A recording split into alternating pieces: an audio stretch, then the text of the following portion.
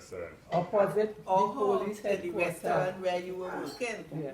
Oh, okay. So let me finish with me and Enid now. Yeah, you're talking about Enid, his wife, you know? Romantic part of his life. When we started thing, in Oh, I see. 1945, I find the money was so small. No, I had the American man that was in charge of the base in Chagaramas. In 1940, when they came, I carried him all around testing DC and things. So he said, you look, come and work with me in the base. I'll give you a good job. That was in 1940. I never go. So in it, I start working in Gandhi because I want to go far from sheep. Exactly, you go to fight on that trend, but you're going to see it. Afraid I lost sheep. So I decided to remain in Gandhi. You're right, I man. get bull out. But in 1945, I find the money was so small. I said, let me go down and check out this man. This American man, I don't know if he'll remember me. So I leave and I go down by my sister in Trinis. I get a badge, one in the base. I reach in the office, he asked me, what you doing here? So I tell him, I come to you. So yeah, I say you did promise me a job and so. Yeah. When I talk and talk, he remember me. He said, what you wait so long to come for this work for? But anyhow, your work was always waiting for you. He gave me a paper, put it in an envelope. He said, go to the office in Bryson Road. There where that time the office was where National Flour Mill is. There is where their office was. This office is what we talk. I seem to have lost track a little bit, sorry. This office. Yeah. Who worked there, you say? That was where the American used to do their all who want work. There's where the office to employ people. Okay, fine. Recruitment office? Yeah. Yes. So when I went there, I meet two men. A white American, he was standing with his back to me, and he watching out the window. I don't know what he was watching at. And property. And a black American was sitting down by the desk. So I hand him the letter. He opened it. He read it. He said, why you get to know this man? Me, I still look like Mr. Mumu. I won't answer nothing he tell me. He talk, asking me all kind of question. I said, I watching him, he watching me. So he called the white American. He said, what do you think about this? The white American come, he watched the letter. He watched me. He said something funny about this, but the man who gave you the letter, he's the boss. What he said goes, give the man his employment paper and forget it.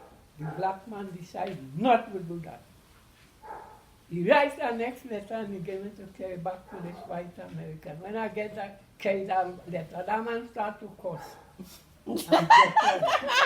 He writes the next letter and tell me carry back that letter to the same black man. When the black man reads it, the pants nearly drop. What's the frightened? He come now and he hustle it all. fix for paper, he employ me. I never read none of the letter, but after, you see the work the American gave me, I was so young at the time. They find it was funny, I so young, and now coming the how he could give me a letter like a job like that at that salary. That was the problem. Anyhow, you see how things does work out. So what was the salary like at that time? I didn't read the paper. Oh, you Because didn't? at different places you work in, your salary was different. Okay. But how much you got from that employment? I'll tell you just, I never take up the employment. Because here what to lose. Enid. Ah, you remember Enid in the corner, you know. When I was to start to work the Monday, because 2 weeks I spent down there, you know. I was to start to work the Monday. Uh-huh. But my sister sent me to work in the market, the George Street market, this Saturday. So when I go in the market, you know, there's vendors used to come from coal mine to sell. So he had a lady named Miss Matilda. When she see me, she called me.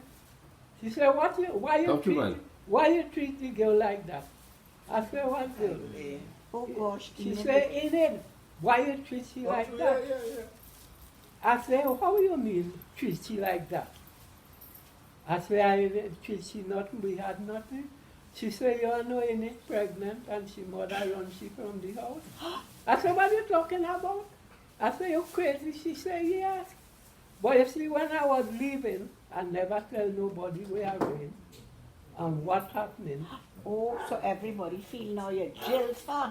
Right, and they done warn in it that if she ever get pregnant for me, I'll leave coal mine and go away. So she my. mother put she out. But she went by a lady and the lady take she in. So this child would have been which child? I bet. Kelvin, the one in Tamana. Kelvin, okay. What? So when he tell me that, I said, what? I thought, you know, if I take the walk down there, Much of it. I'll have to remain 2 more weeks before I go back coal mine. No, I don't know what state of the mind, but when she mother put she out, she tells she mother, all they put in me out, all they could do what all they want. She said, Victor is not leaving me. He will come back for me. She said, where you going? She said, I don't know. I don't know where you going. But I know you'll come back for me. Won't That leave is me. trust, man. Yeah. So she said, Leaving Victor. she said, so they asked you when he coming back? She said, well, I don't know, but I know he'll come back. She said, well, they asked you what she'll do. She said, all I have to do is wait. Well, That is Victor, confidence, eh? So- Victor, you was a batsman long time So ago. when I get this message, I say, well, you see me, I don't want this American work again. I come and I come back. Put love before I money. come man. back with coal mine. I reach up there about 6. I drop my bag home and I go back the door and I go back by she. I see she sit down on the back step and she had to go. Oh. And I start, and the lady was, because you know in those days, the house and the kitchen in the back because Yeah, it was they wood separate. fire. And so I stand up and watch you. She head down and she said, about 6:30. I say, in it? I said, she was watching me. I say, in it? She look back, she said, oh God. She fly upon me and her, you come back? I say, yeah. She said, I know you was coming back. I telling you was coming back. She said, and I tell her, Victor won't leave me, come back for me.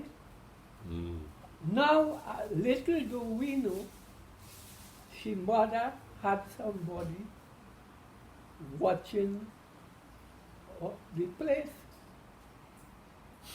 So I tell Enid, I say, well, you here, remain here because you know I know come back.